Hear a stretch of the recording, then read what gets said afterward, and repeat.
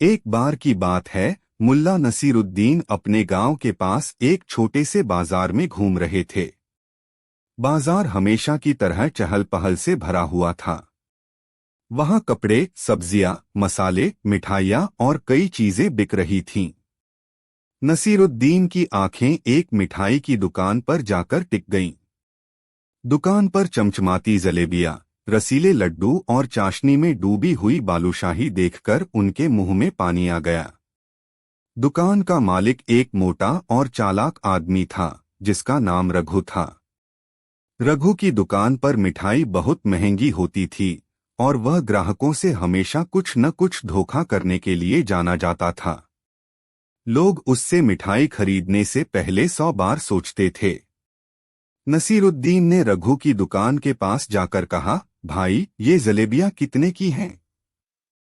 रघु ने उनकी सादी पोशाक देखकर समझा कि यह कोई साधारण आदमी है और बोला, जलेबियां बहुत महंगी हैं। तुम जैसे लोगों के लिए नहीं हैं।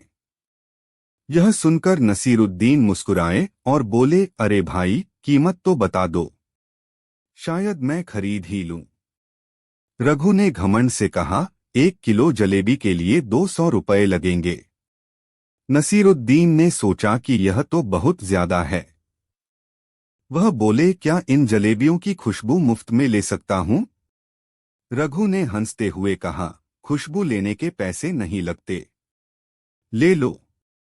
नसीरुद्दीन ने दुकान के पास खड़े होकर गहरी सांस ली और जलेबियों की खुशबू का आनंद लेने लगे। वह यह करते करते कई मिनट तक वहां खड़े रहे। रघु को यह देखकर गुस्सा आने लगा। उसने कहा, अब बहुत हुआ। अगर तुम खुशबू का इतना आनंद ले रहे हो तो इसका भी पैसा देना होगा। नसीरुद्दीन ने हंसते हुए कहा, ठीक है, मैं पैसे दूंगा, लेकिन मुझे गांव के मुखिया के पास चलना होगा। वह इस बात का निपटारा करेंगे। रघु ने सोचा कि शायद उसे वहां और पैसे मिल जाएंगे, तो वह तुरंत तैयार हो गया। दोनों गांव के मुखिया के पास पहुंचे। वहां गांव के और लोग भी जमा हो गए। मुखिया ने सारी बात सुनी और पूछा, तो रघु, तुम्हारा कहना है कि नसीरुद्दीन ने तुम्हारी मिठाई की खुशबू ली है और इसके लिए पैसे देने चाहिए? रघु ने कहा, जी हाँ, खुशबू भी तो मेरी मिठाइयों से ही आई है, इसका पैसा तो बनता है। मुखिया ने नसीरुद्दीन की ओर देखा और पूछा, तुम्हारा क्या कहना है, नसीरुद्दीन? नसीरुद्दीन मुस्कुराए और बोले, मुखिया जी, मैं इस बात के लिए तैयार हूं। मैं खुशबू के बदले पैसे देने के लिए सहमत हूं, लेकिन मैं एक शर्त पर भुगतान करूंगा। मुखिया ने कहा, क्या शर्त है? नसीरुद्दीन ने अपनी जेब से कुछ सिक्के निकाले और कहा, मैं इन सिक्कों को रघु के सामने हिलाऊंगा। जैसे मैंने उसकी मिठाई की खुशबू का आनंद लिया, वैसे ही वह इन सिक्कों की आवाज का आनंद ले सकता है। यह सुनकर सभी लोग हंसने लगे। रघु गुस्से में लाल हो गया और बोला, यह क्या मजाक है? मुखिया ने कहा, रघु, अगर खुशबू का पैसा लेना सही है तो सिक्कों की आवाज लेना भी सही है। नसीरुद्दीन ने तुम्हारी मिठाई नहीं खाई, सिर्फ खुशबू का आनंद लिया, और अब तुम्हें सिक्कों की आवाज का आनंद लेना चाहिए। अंत में सीख। रघु को अपनी गलती का एहसास हुआ। उसने सिर झुकाकर माफी मांगी और कहा, मैं लालच में आ गया था, अब से मैं किसी से गलत पैसा नहीं लूंगा। नसीरुद्दीन ने मुस्कुराते हुए कहा, लालच हमेशा नुकसान पहुंचाता है, हमें ईमानदारी से जीवन जीना चाहिए। सभी लोगों ने तालियां बजाईं और नसीरुद्दीन का धन्यवाद किया। इस तरह उनकी सूझबूझ ने गांव को एक अच्छी सीख दी और रघु को भी अपनी गलती सुधारने का मौका मिला। कहानी 2। एक बार की बात है, मुल्ला नसरुद्दीन अपने गांव के चौपाल में बैठे थे। उनकी बुद्धिमत्ता और हाजिर जवाबी के चर्चे दूर दूर तक फैले हुए थे। उसी समय पास के गांव से एक अमीर लेकिन मूर्ख सौदागर आया। वह मुला नसरुद्दीन के बारे में सुनकर उनकी बुद्धिमानी को परखने के लिए बहुत उत्सुक था। सौदागर ने नसरुद्दीन को देखा और व्यंग्य करते हुए कहा, मुला, मैंने सुना है कि तुम बहुत होशियार हो, लेकिन क्या तुम इतना होशियार हो कि मेरे सवालों का सही जवाब दे सको? मुला नसरुद्दीन मुस्कुराए और बोले, आपका स्वागत है। आप मुझसे जो भी सवाल पूछना चाहते हैं बेझिझक पूछें। पहला सवाल। सौदागर ने एक बड़ा ही अजीब सवाल पूछा, अगर धरती के एक कोने से दूसरे कोने तक एक सीधी रस्सी बांधनी हो तो उसकी लंबाई कितनी होगी? मुला ने बिना समय गवाए जवाब दिया, यह निर्भर करता है कि आप उसे कितनी कसावट से बांधते हैं। अगर बहुत कसकर बांधोगे तो लंबाई कम होगी और ढीली रस्सी से लंबाई ज्यादा। सभी लोग हंस पड़े और सौदागर थोड़ा असहज महसूस करने लगा। दूसरा सवाल। सौदागर ने दूसरा सवाल किया, क्या तुम मुझे दिखा सकते हो कि हवा को कैसे पकड़ा जाता है? मुला नसरुद्दीन ने तुरंत अपनी जेब से एक थैली निकाली और उसमें हवा भरने का नाटक किया। फिर उसे बंद कर सौदागर को दे दिया और बोले, यह रही हवा, इसे संभाल कर रखो। सौदागर को कोई जवाब नहीं सूझा, लेकिन वह हार मानने के लिए तैयार नहीं था। तीसरा सवाल। सौदागर ने अब एक जटिल सवाल पूछा, अगर मैं एक ऐसा पक्षी लाऊं जो दुनिया में सबसे तेज उड़ता हो तो क्या तुम उसका नाम बता सकते हो? मुला ने उत्तर दिया, जरूर, वह पक्षी तुम्हारे दिमाग में उड़ने वाला विचार है। इससे तेज कुछ भी नहीं। सौदागर हक्का बक्का रह गया और सोचने लगा कि मुला का उत्तर कितना गहरा था, लेकिन उसने ठान लिया था कि वह हार नहीं मानेगा। अब सौदागर ने सोचा कि नसरुद्दीन को किसी व्यावहारिक काम में फंसाया जाए। वह बोला, मुला, अगर तुम इतने ही होशियार हो तो मेरे लिए ऐसा काम करो जिससे मुझे बहुत मुनाफा हो, लेकिन ध्यान रहे इसमें तुम्हें मेहनत करनी होगी। मुला ने जवाब दिया, जरूर, लेकिन आपको मेरी एक शर्त माननी होगी। सौदागर ने पूछा, कौन सी शर्त? मुला ने कहा, काम पूरा होने से पहले आप मुझे 100 सोने के सिक्के देंगे। अगर मेरा काम आपको पसंद आया तो आप मुझे 100 और देंगे, और अगर पसंद नहीं आया तो मैं आपके पहले दिए सिक्के लौटा दूंगा। सौदागर को यह प्रस्ताव अच्छा लगा और उसने तुरंत 100 सोने के सिक्के दे दिए। मुला ने उन 100 सिक्कों का इस्तेमाल किया और गांव के गरीबों के बीच उन्हें बांट दिया। इसके बाद उसने गांव के लोगों को एकत्रित किया और कहा, सौदागर हमारे गांव में व्यापार शुरू करना चाहता है।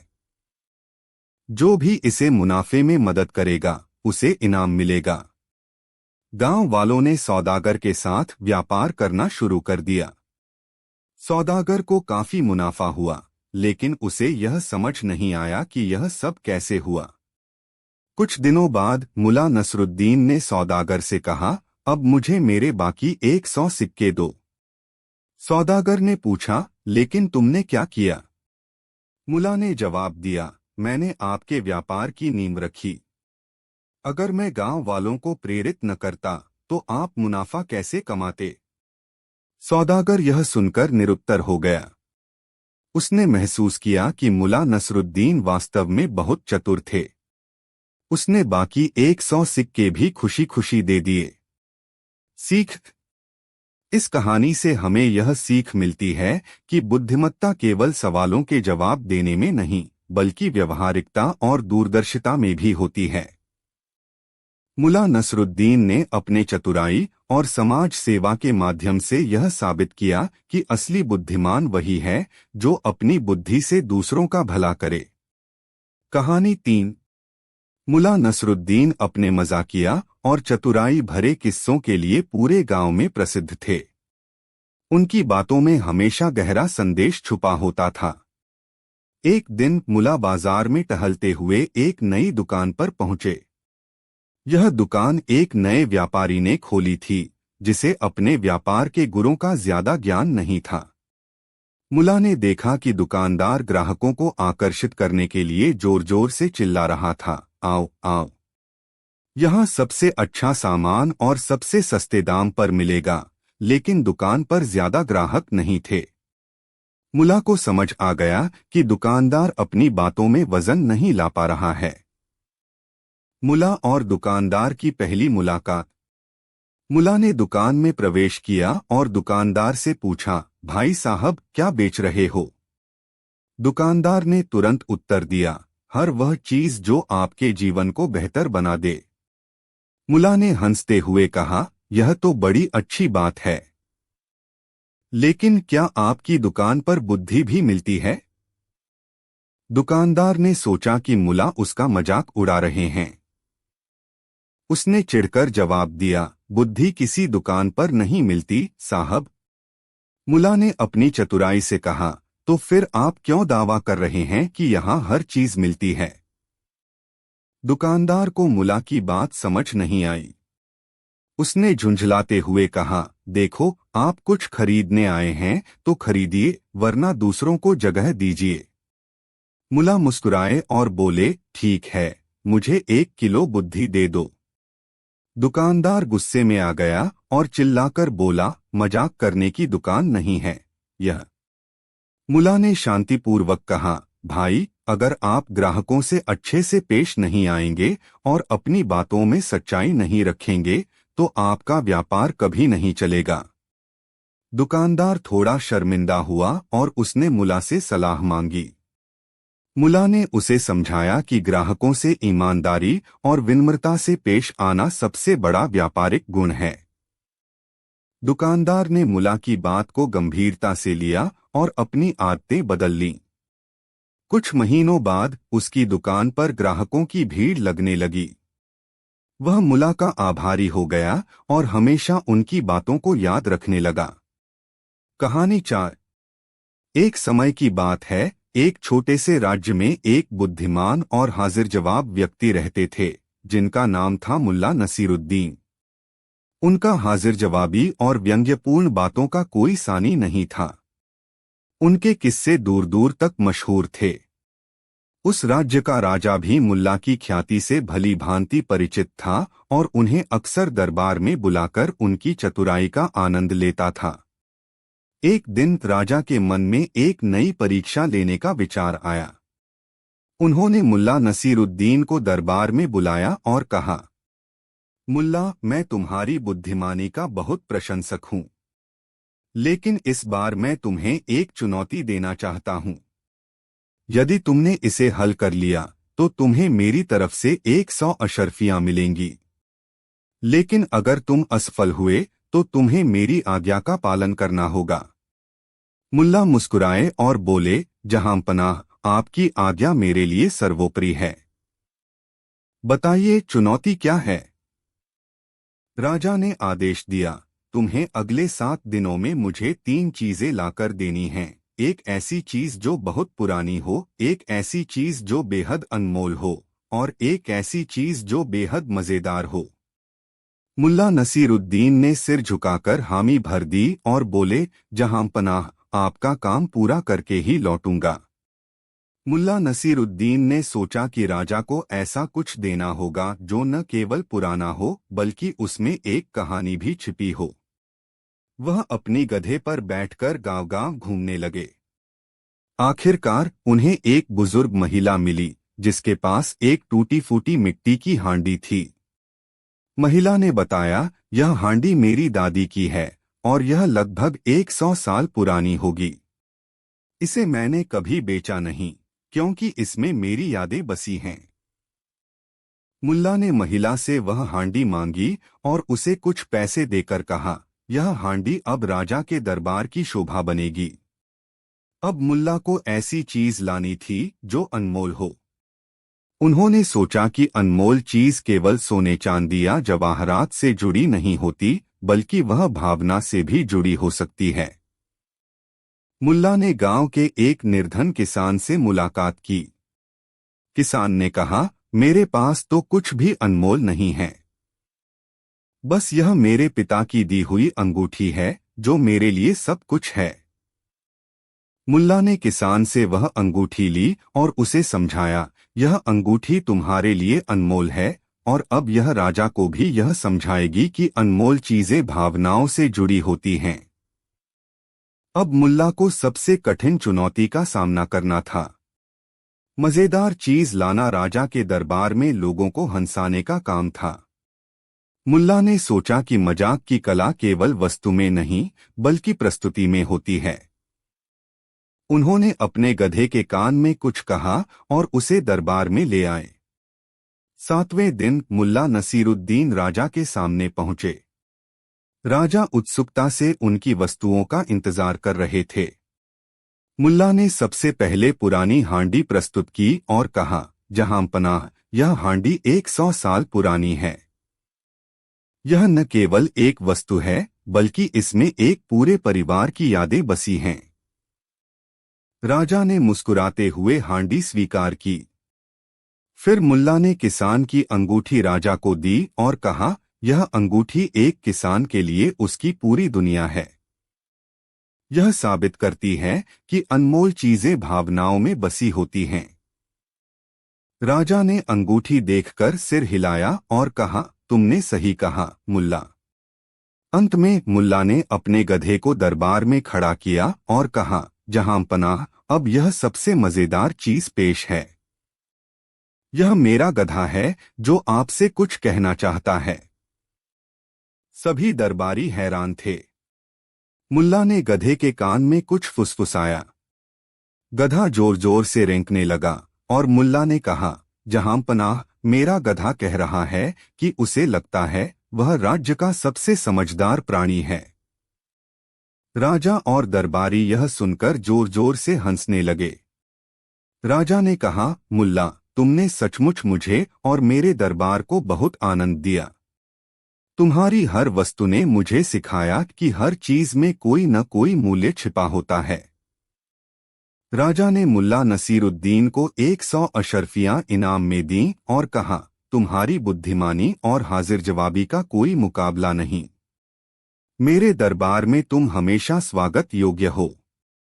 मुल्ला ने इनाम लेकर सिर झुकाया और अपने गधे के साथ खुशी खुशी अपने गांव लौट गए।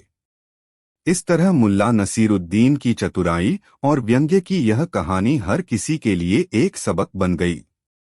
कहानी का संदेश।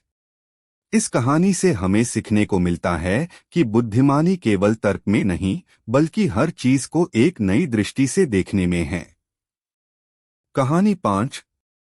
बहुत समय पहले एक छोटे से गांव में मुल्ला नसीरुद्दीन नाम के एक प्रसिद्ध व्यक्ति रहते थे।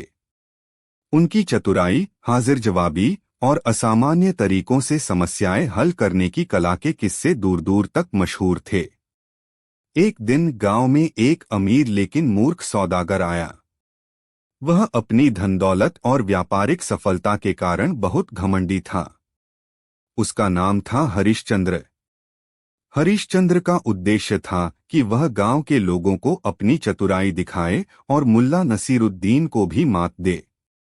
उसने गांव के चौराहे पर ऐलान किया, मैं ऐसा सवाल पूछूंगा जिसका जवाब कोई नहीं दे सकेगा, यहाँ तक कि मुल्ला नसीरुद्दीन भी नहीं।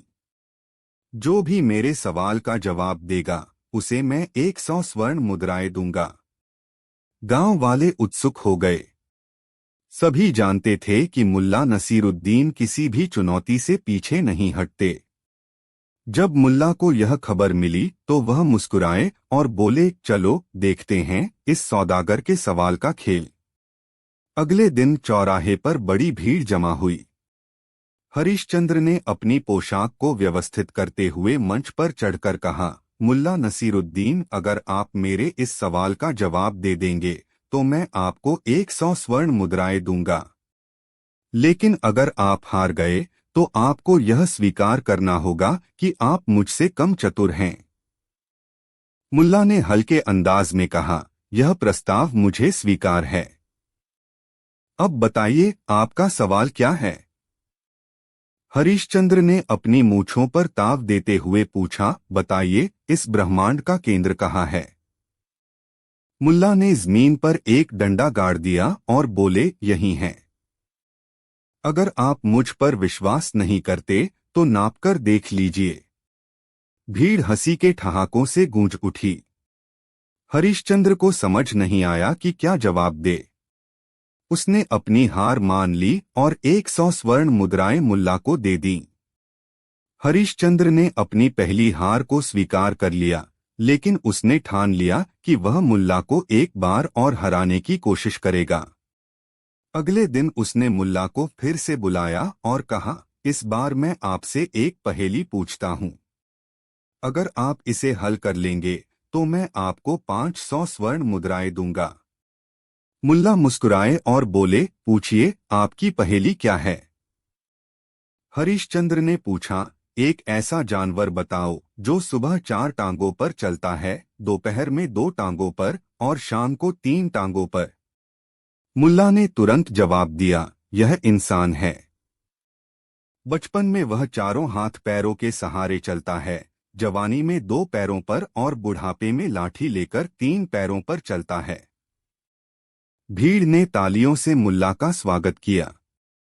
हरिश्चंद्र को एक बार फिर अपनी हार माननी पड़ी और 500 स्वर्ण मुद्राएं मुल्ला को देनी पड़ी। हरिश्चंद्र अब तक बहुत शर्मिंदा हो चुका था।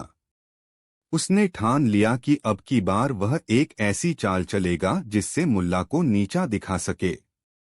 उसने मुल्ला को अपने घर बुलाया और कहा, मुल्ला नसीरुद्दीन, मैं आपको 1000 स्वर्ण मुद्राएं दूंगा अगर आप मुझे मेरे सपने का अर्थ बता सकें। मुल्ला ने कहा, पहले मुझे आपका सपना बताइए। हरिश्चंद्र ने कहा, मैंने सपने में देखा कि मैं एक बड़े महल में हूँ जहाँ सोने चांदी का भंडार है। वहाँ एक बड़ी सी गुफा है और उसमें एक रहस्यमय खजाना छुपा हुआ है। अब बताइए, इसका क्या अर्थ है? मुल्ला ने कुछ देर सोचने का नाटक किया और फिर कहा, इसका अर्थ है कि आप अपने भीतर छुपे लालच और मोह के शिकार हो गए हैं। यह सपना आपको यह संदेश दे रहा है कि वास्तविक सुख धन में नहीं बल्कि संतोष में है। हरिश्चंद्र को समझ नहीं आया कि मुल्ला ने यह कैसे कहा, लेकिन भीड़ ने फिर से मुल्ला की प्रशंसा की। हरिश्चंद्र ने अंततः यह स्वीकार कर लिया कि उसकी चालाकी मुल्ला नसीरुद्दीन के आगे टिक नहीं सकती। उसने मुल्ला से माफी मांगी और कहा, आप न केवल बुद्धिमान हैं बल्कि आपके पास दूसरों को सही राह दिखाने की शक्ति भी है।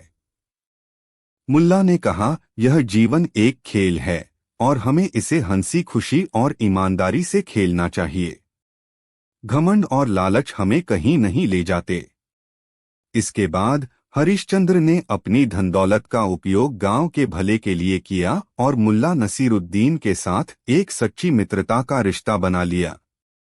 यह कहानी इस बात का प्रमाण है कि सच्ची चतुराई और हाजिर जवाबी के साथ विनम्रता और दयालुता भी जरूरी है। कहानी 6। बहुत समय पहले एक छोटे से गांव में मुल्ला नसीरुद्दीन रहते थे। उनकी चतुराई और हास्यप्रद कहानियां दूर दूर तक प्रसिद्ध थीं। गांव के लोग हर समस्या के हल के लिए उनके पास आते थे।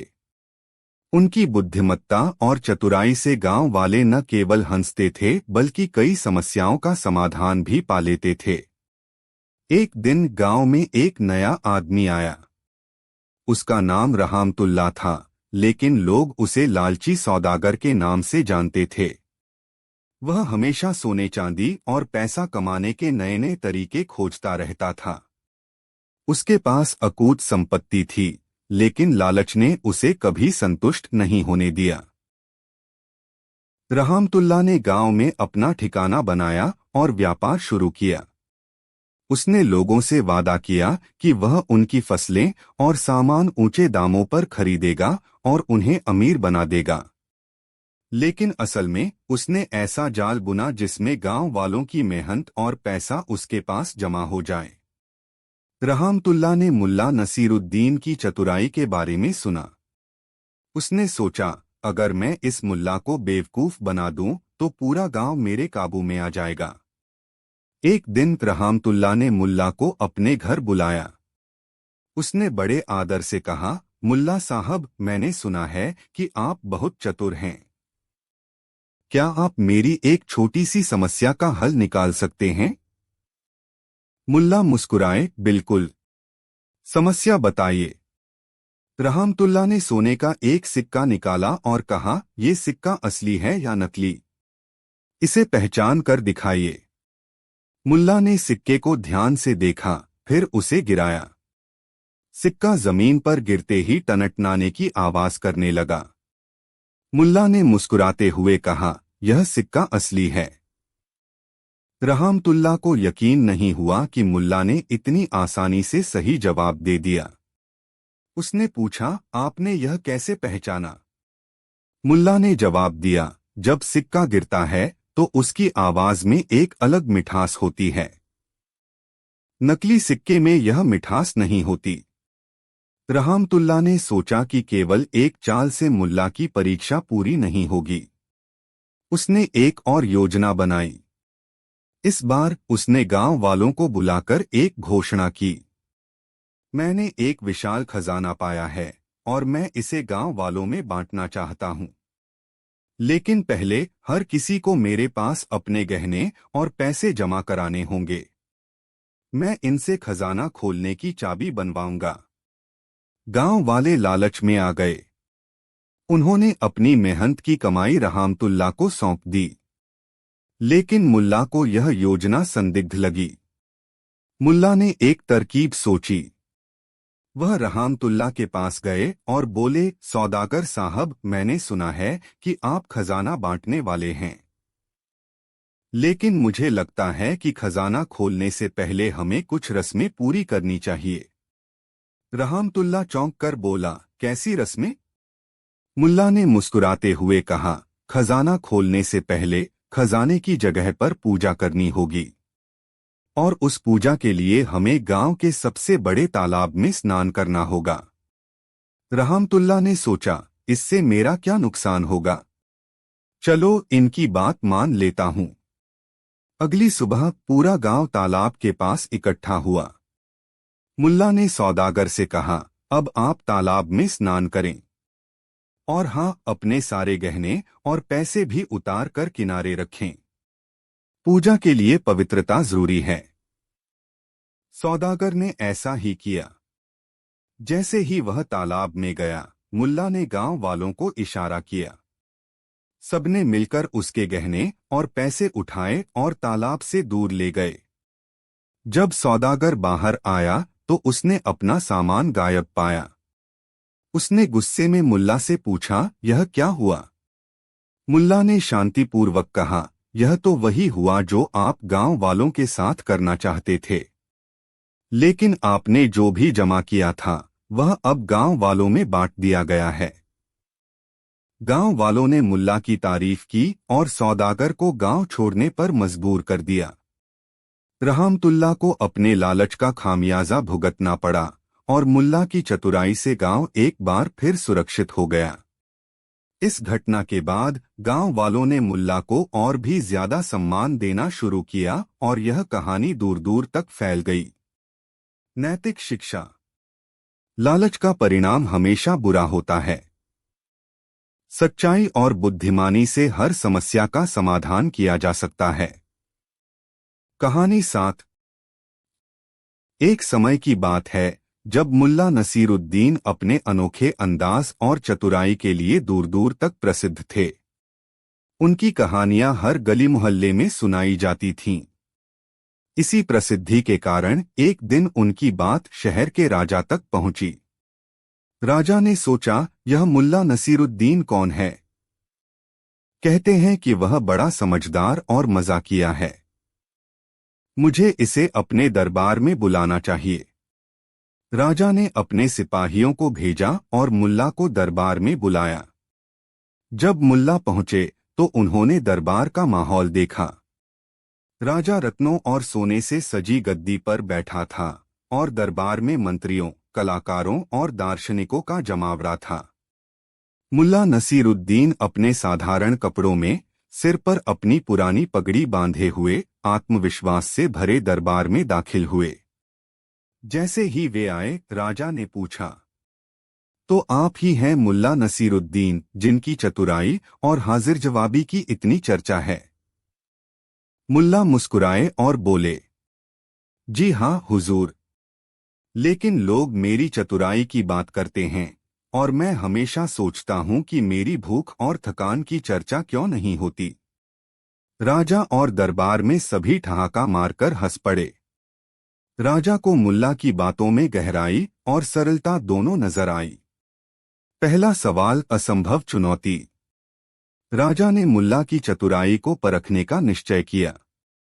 उसने कहा, मुल्ला, मैं तुम्हें एक चुनौती देना चाहता हूँ। अगर तुमने इसका उत्तर दे दिया तो मैं तुम्हें सोने के सिक्कों से नवाजूंगा। लेकिन अगर तुम हार गए तो तुम्हें मेरे घोड़े के अस्तबल में 1 हफ्ते तक सफाई करनी होगी। मुल्ला ने शांति से कहा, हुजूर, सवाल पूछिए। लेकिन अगर मैं जीत गया तो मुझे सिर्फ सोने के सिक्के नहीं बल्कि आपके खास रसोइये के हाथ का खाना भी चाहिए। राजा हंसा और बोला, यह तो तय है।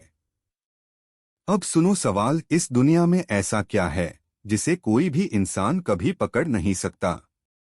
मुल्ला ने कुछ क्षण सोचा और फिर मुस्कुराते हुए कहा, हुजूर, यह आपके मन की लालसा है। यह ऐसी चीज है जिसे जितना अधिक पाने की कोशिश करेंगे यह उतनी ही दूर भागेगी। राजा और दरबारियों को मुल्ला का जवाब बहुत पसंद आया। राजा ने कहा, तुमने सही कहा। सचमुच लालसा एक ऐसी चीज है जो कभी पूरी नहीं होती। राजा ने सोचा, मुल्ला बड़ा चालाक है, इसे और कठिन सवाल देना चाहिए। उसने मुल्ला से पूछा, मुल्ला, क्या तुम मुझे ऐसा कुछ कह सकते हो जो मुझे हंसा भी दे और रुला भी दे? मुल्ला कुछ देर तक राजा की ओर देखता रहा। फिर उसने अपनी पगड़ी उतारी, राजा के सामने झुका और बोला, हुजूर, एक दिन आप भी अपनी यह गद्दी छोड़ देंगे। राजा कुछ पल के लिए चुप हो गया। उसे यह एहसास हुआ कि मुल्ला ने कितनी गहरी बात कही है। वह पहले गंभीर हो गया लेकिन फिर हंसने लगा और बोला, मुल्ला, तुमने सच में मुझे हंसा भी दिया और सोचने पर मजबूर भी कर दिया। राजा को मुल्ला का बुद्धिमान और मजाकिया स्वभाव बहुत पसंद आने लगा। लेकिन दरबारियों को यह बात खटकने लगी। उन्होंने सोचा, अगर मुल्ला राजा के इतना करीब हो जाएगा तो हमारी अहमियत कम हो जाएगी। एक दिन दरबारियों ने राजा से कहा, हुजूर, मुल्ला इतना समझदार है तो क्यों न इसे एक ऐसी चुनौती दी जाए जिसे पूरा करना असंभव हो। अगर यह हार गया तो इसकी चतुराई का भेद खुल जाएगा। राजा ने सहमति जताई और मुल्ला को बुलाया। राजा ने मुल्ला से कहा, तुम्हें 7 दिनों के अंदर हमारे पूरे राज्य की जनगणना करनी होगी। हर एक आदमी, महिला, बच्चा, सभी की गिनती करनी है। अगर तुम यह काम पूरा कर लेते हो तो मैं तुम्हें अपने खजाने की चाबी दे दूंगा।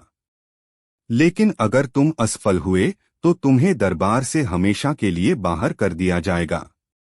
मुल्ला ने तुरंत जवाब दिया, हुजूर, यह काम तो बड़ा आसान है, लेकिन इसके लिए मुझे आपकी मदद चाहिए।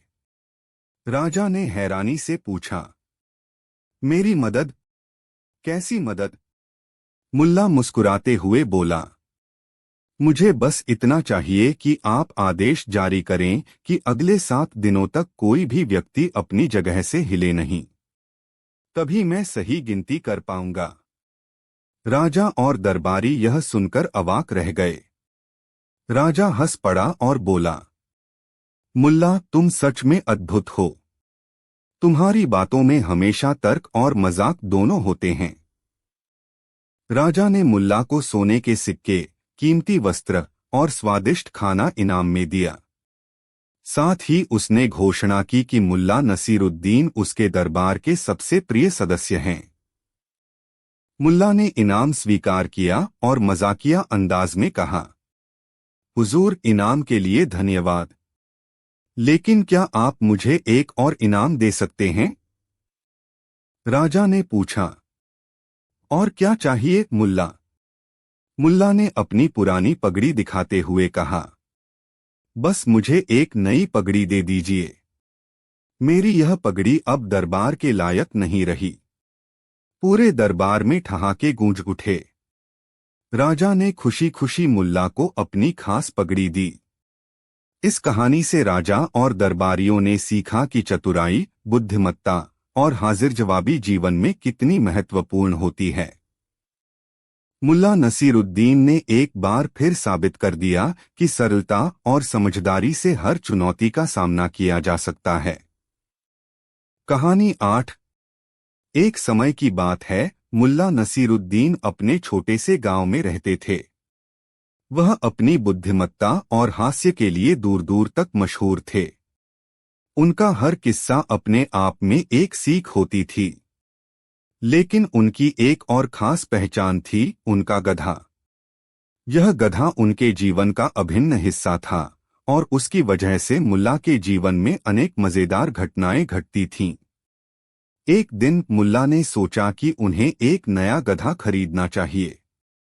पुराने गधे ने वर्षों तक सेवा की थी और अब वह बूढ़ा हो चुका था।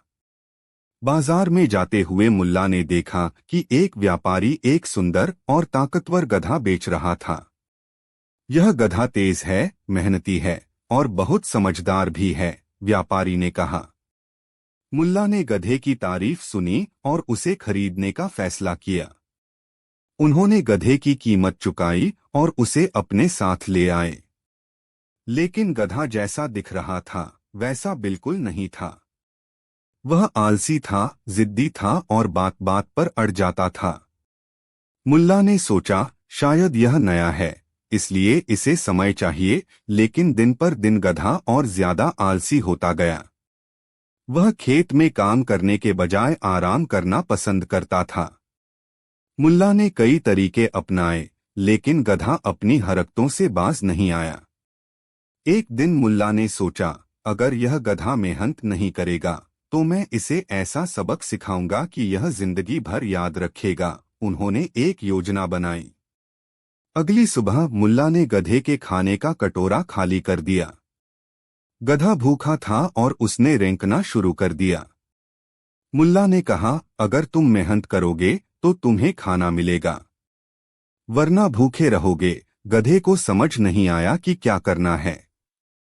मुल्ला ने गधे को खेत में ले जाकर हल चलाने की कोशिश की। गधा पहले तो अड़ा रहा, लेकिन जब भूख ने उसे परेशान किया तो वह हल चलाने लगा। कुछ दिनों के बाद गधा मेहनत करने लगा। मुल्ला खुश थे कि उनकी योजना सफल हो गई। लेकिन गधे का स्वभाव पूरी तरह नहीं बदला था। वह कभी कभी चालाकी करने की कोशिश करता था। एक बार जब मुल्ला उसे बाजार ले जा रहे थे, गधे ने बीच रास्ते में ही बैठने का नाटक किया। मुल्ला को पता था कि यह उसकी चाल है। उन्होंने पास के एक गांव के लड़कों से कहा, अगर तुम इस गधे को खड़ा करोगे तो मैं तुम्हें एक कहानी सुनाऊंगा। लड़कों ने गधे को खड़ा कर दिया और मुल्ला ने अपनी मजेदार कहानी सुनाई। गधा फिर से चलने लगा। एक और दिन की बात है, मुल्ला ने अपने गधे पर सामान लादकर बाजार जाने का सोचा। रास्ते में एक नदी पड़ी। गधा पानी से डरता था, इसलिए उसने आगे बढ़ने से इनकार कर दिया। मुल्ला ने उसे समझाने की कोशिश की, लेकिन गधा टस से मस नहीं हुआ। अंत में मुल्ला ने एक तरकीब निकाली।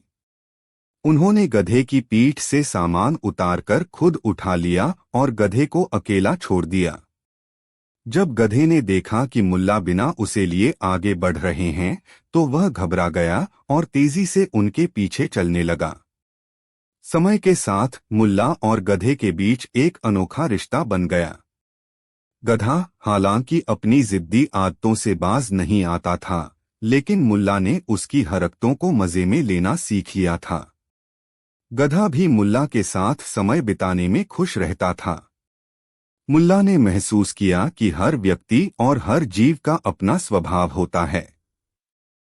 इसे बदलने की कोशिश करने के बजाय अगर हम उसे समझने और स्वीकारने की कोशिश करें तो जीवन में सुख शांति बनी रहती है। मुल्ला और उनके गधे की कहानी यह सिखाती है कि धैर्य और समझदारी से हम सबसे जिद्दी समस्याओं का समाधान निकाल सकते हैं।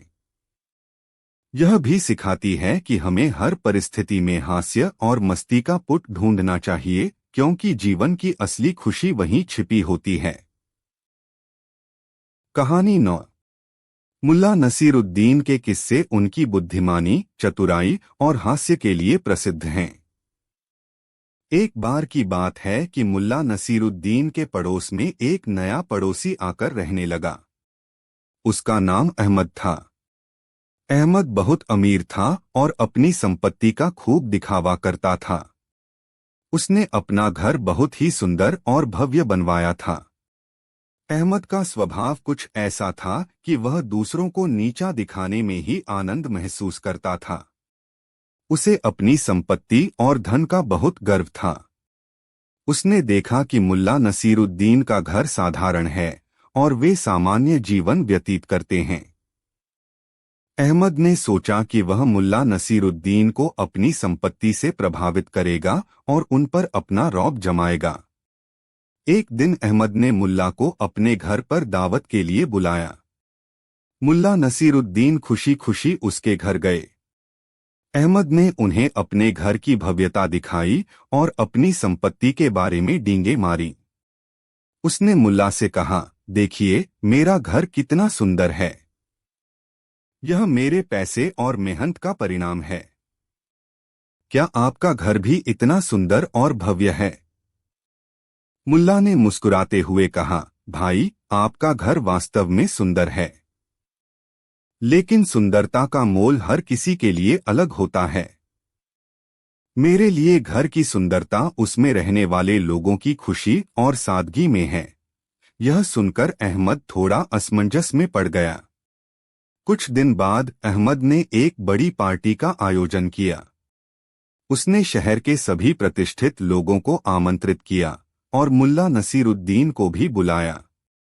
पार्टी में अहमद ने अपने मेहमानों को अपने कीमती सामान और आभूषण दिखाए। वह चाहता था कि सभी लोग उसकी तारीफ करें। मुल्ला नसीरुद्दीन ने यह सब देखा और कुछ सोचने लगे। पार्टी खत्म होने के बाद उन्होंने अहमद से कहा, आपकी संपत्ति वास्तव में अद्भुत है, लेकिन क्या आप इसे हमेशा के लिए अपने पास रख सकते हैं? अहमद ने घमंड भरे स्वर में कहा, हाँ, मेरी संपत्ति मेरी मेहनत का परिणाम है और यह हमेशा मेरी ही रहेगी। कुछ दिनों बाद मुल्ला ने एक चालाक योजना बनाई। उन्होंने अपने पुराने कपड़े पहने और अहमद के घर गए। उन्होंने अहमद से कहा, मुझे आपसे कुछ मदद चाहिए। मेरी स्थिति बहुत खराब हो गई है। क्या आप मुझे कुछ पैसा उधार दे सकते हैं? अहमद ने तुरंत मना कर दिया और कहा, मुझे माफ करें, लेकिन मैं किसी को उधार नहीं देता। आप अपनी समस्या खुद हल करें। मुल्ला नसीरुद्दीन चुपचाप वहां से चले गए। कुछ दिन बाद उन्होंने शहर में यह अफवाह फैलाई कि अहमद की संपत्ति का बड़ा हिस्सा नकली है और उसने अपनी संपत्ति को बढ़ा चढ़ाकर दिखाया है। धीरे धीरे यह बात हर किसी तक पहुंच गई। शहर के लोग अहमद से दूरी बनाने लगे। उसके घर पर आने वाले मेहमानों की संख्या कम हो गई। उसकी प्रतिष्ठा को गहरी चोट पहुंची।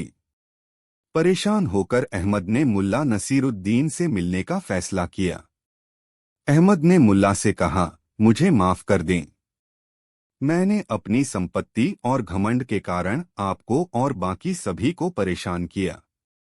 मैं अब समझ गया हूं कि सच्ची खुशी और सम्मान संपत्ति में नहीं, बल्कि अच्छे स्वभाव और रिश्तों में है।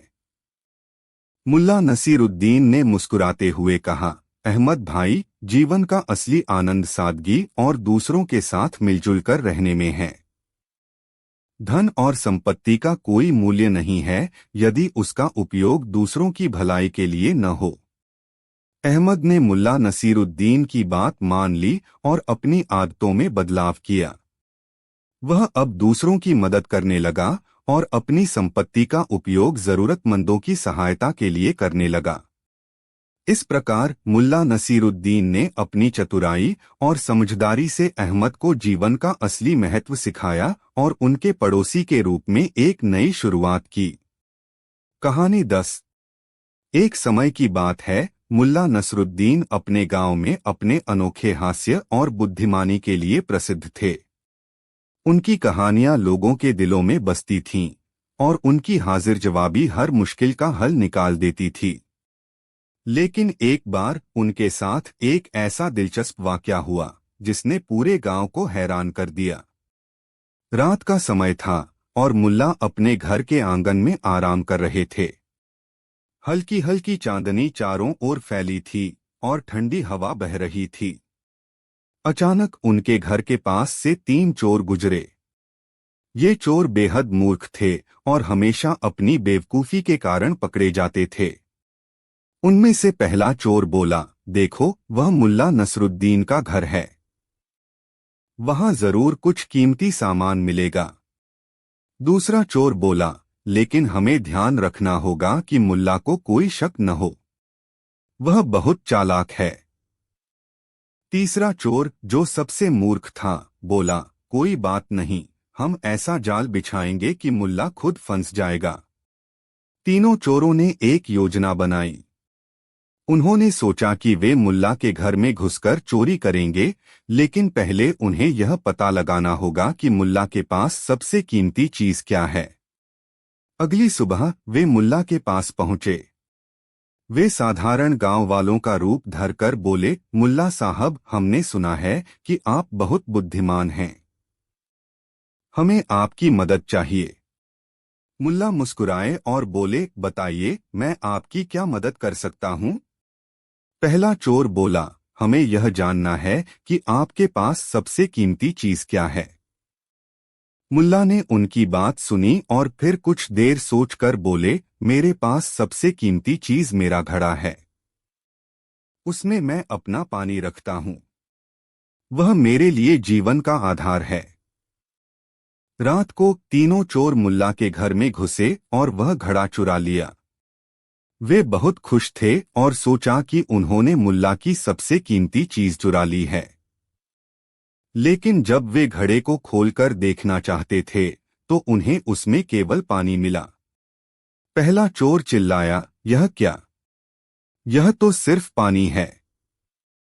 दूसरा चोर बोला, लगता है मुल्ला ने हमें धोखा दिया है। तीसरा चोर, जो सबसे मूर्ख था, बोला, नहीं, इसमें जरूर कोई राज छिपा होगा। हमें मुल्ला से फिर से पूछना चाहिए। अगले दिन चोर फिर से मुल्ला के पास पहुंचे और बोले, मुल्ला साहब, आपका घड़ा तो हमें मिला, लेकिन उसमें कुछ खास नहीं था। मुल्ला ने मुस्कुराते हुए कहा, ओह, वह तो सिर्फ एक झूठी कीमती चीज थी। असली कीमती चीज तो मेरी टोपी है।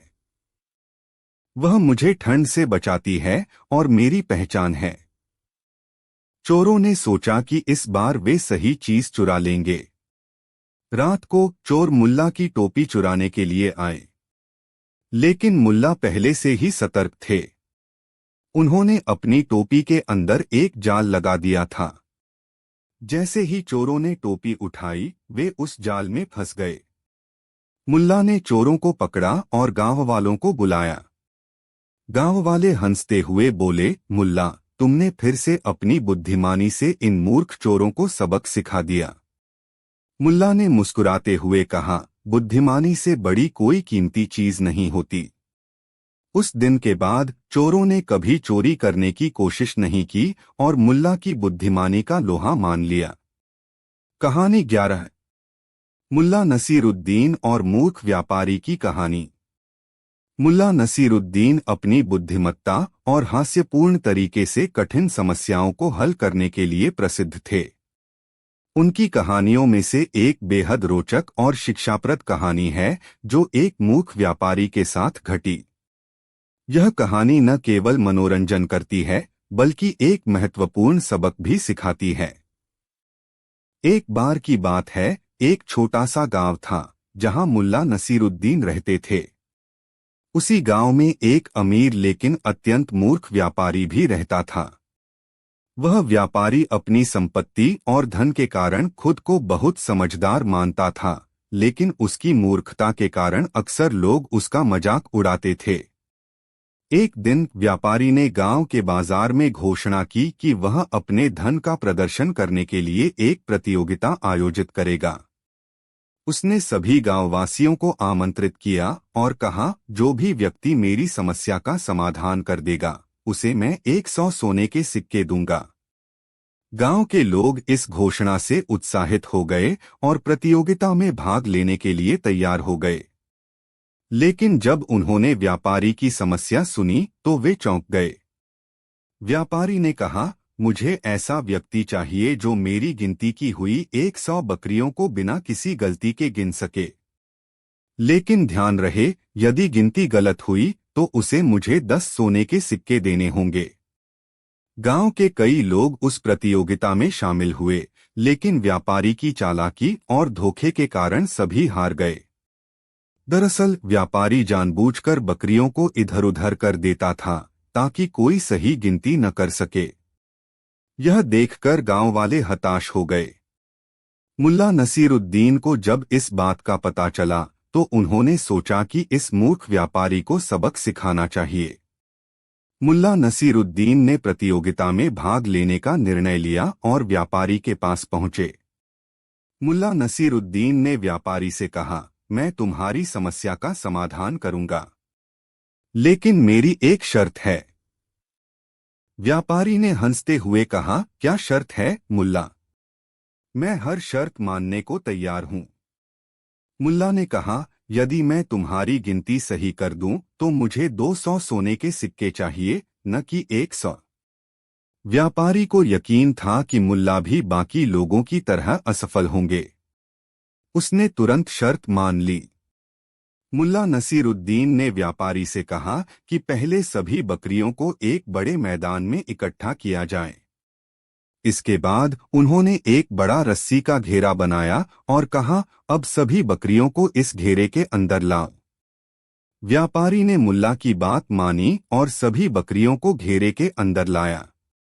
मुल्ला ने बड़े धैर्य से हर बकरी के गले में एक रंगीन धागा बांधा। इसके बाद उन्होंने बकरियों को गिनना शुरू किया। जब गिनती पूरी हुई तो मुल्ला ने व्यापारी को बताया कि कुल 100 बकरियां हैं।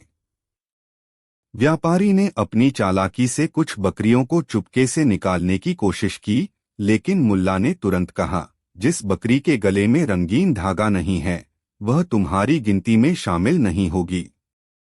व्यापारी को अपनी चालाकी में असफलता मिली और उसे मानना पड़ा कि मुल्ला ने सही गिनती की है। मुल्ला नसीरुद्दीन ने न केवल अपनी बुद्धिमत्ता से व्यापारी की समस्या का हल निकाला, बल्कि उसे यह भी सिखाया कि दूसरों को बेवकूफ बनाने की कोशिश करना स्वयं के लिए हानिकारक हो सकता है।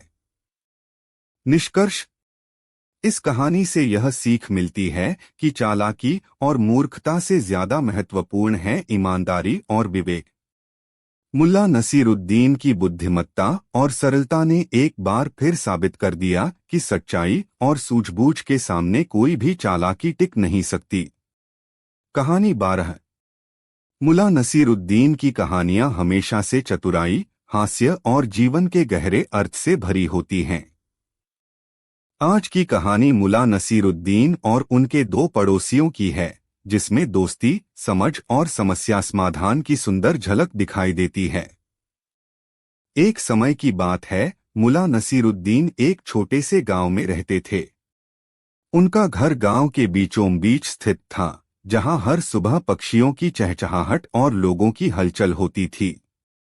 मुल्ला की समझदारी और हास्यबोध के किस्से पूरे गांव में प्रसिद्ध थे। उनके पड़ोसी रमीज और सलमा उनके सबसे करीबी थे। हालांकि इन दोनों के बीच अक्सर छोटी छोटी बातों पर झगड़े होते रहते थे।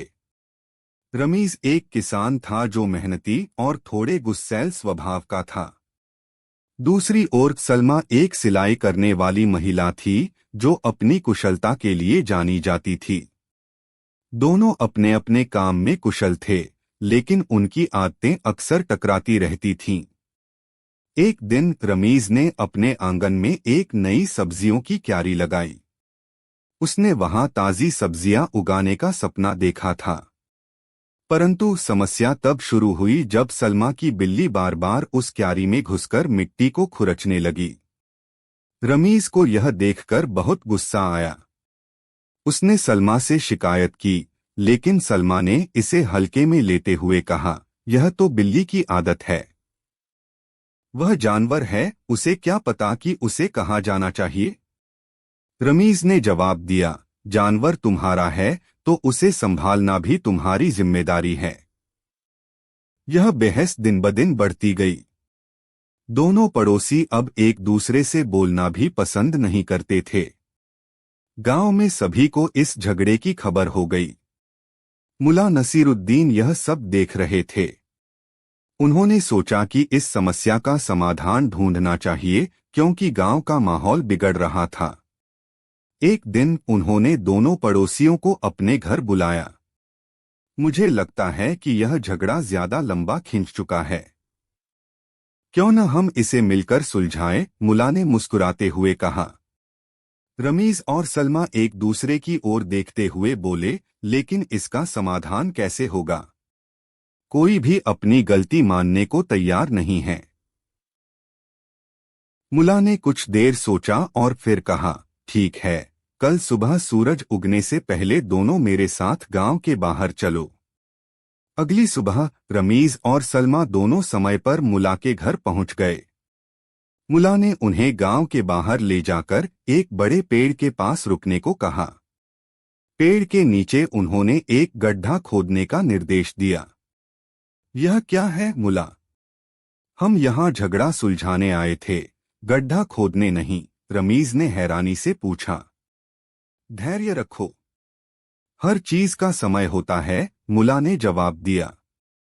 जब गड्ढा खोद लिया गया तो मुल्ला ने उसमें मिट्टी भरने को कहा। यह सुनकर सलमा ने चौंकते हुए कहा, यह तो बेकार की बात है। हमने अभी इसे खाली किया और अब इसे भरने के लिए कह रहे हो? मुल्ला ने गंभीरता से कहा, ठीक वैसे ही जैसे तुम्हारे झगड़े का कोई अर्थ नहीं है।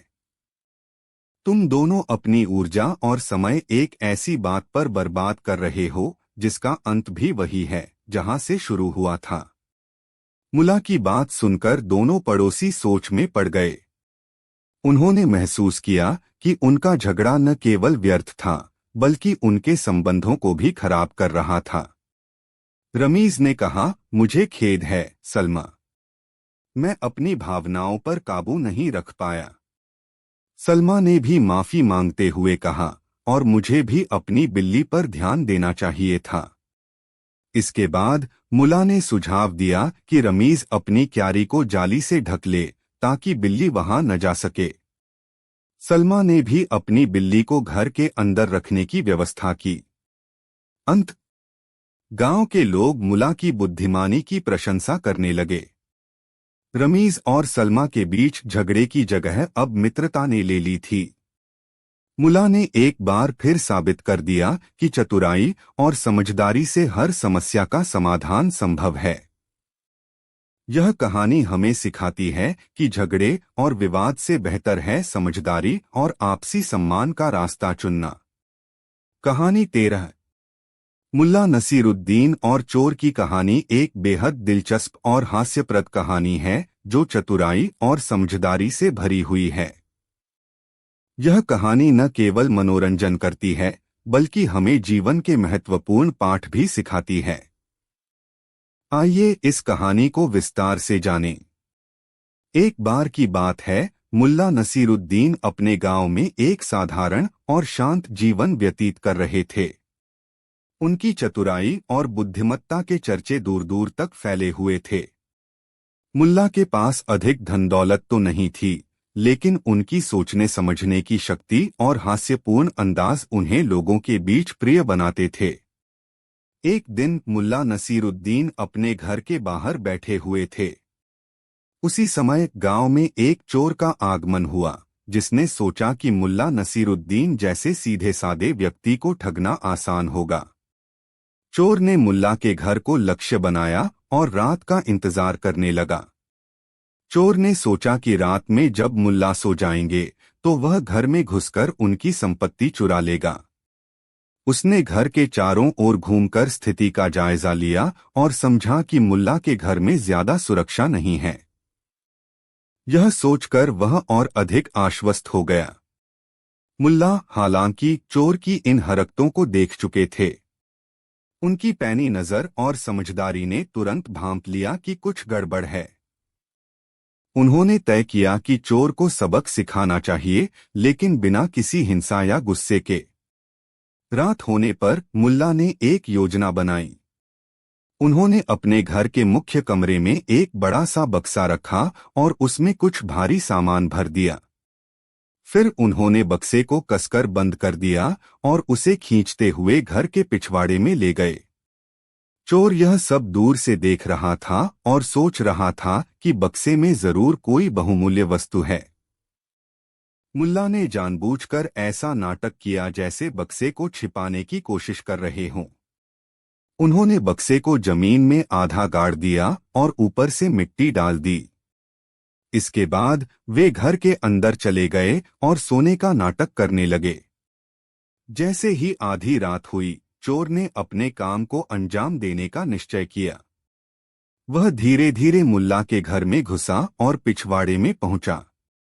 उसने देखा कि बक्सा जमीन में आधा गड़ा हुआ है। उसने बक्से को निकालने की कोशिश शुरू कर दी, लेकिन बक्सा बहुत भारी था। चोर ने बहुत जोर लगाया, लेकिन उसे खींचना मुश्किल हो रहा था। इस बीच मुल्ला नसीरुद्दीन चुपचाप सारी घटना को देख रहे थे। चोर जैसे ही बक्से को खींचकर बाहर निकालने में व्यस्त था, मुल्ला ने जोर से आवाज लगाई, अरे कौन है वहां? क्या कर रहे हो? चोर घबरा गया, लेकिन उसने हिम्मत करके कहा, मैं तुम्हारे घर से यह बक्सा चुरा रहा हूं। तुम चाहो तो मुझे रोक सकते हो। मुल्ला ने मुस्कुराते हुए कहा, अरे भाई, तुम इसे चुरा ही रहे हो तो इसे मेरे घर से बाहर तक ले जाने में मेरी मदद कर दो। यह बहुत भारी है। चोर मुल्ला की बात सुनकर हैरान रह गया। उसने सोचा कि मुल्ला पागल हो गए हैं, लेकिन उसे भी बक्सा ले जाने के लिए मदद की जरूरत थी, इसलिए उसने हामी भर दी। मुल्ला और चोर ने मिलकर बक्से को खींचकर बाहर तक पहुंचाया।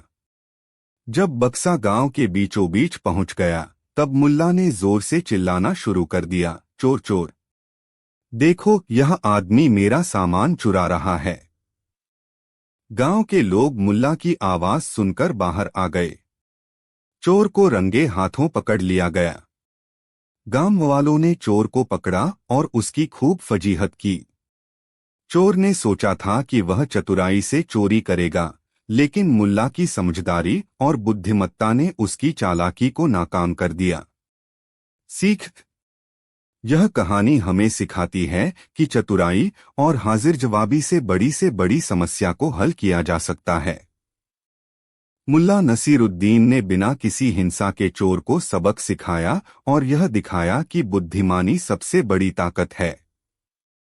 इस प्रकार मुल्ला नसीरुद्दीन और चोर की यह कहानी एक मनोरंजक और शिक्षाप्रद घटना बनकर हमारी यादों में बस जाती है।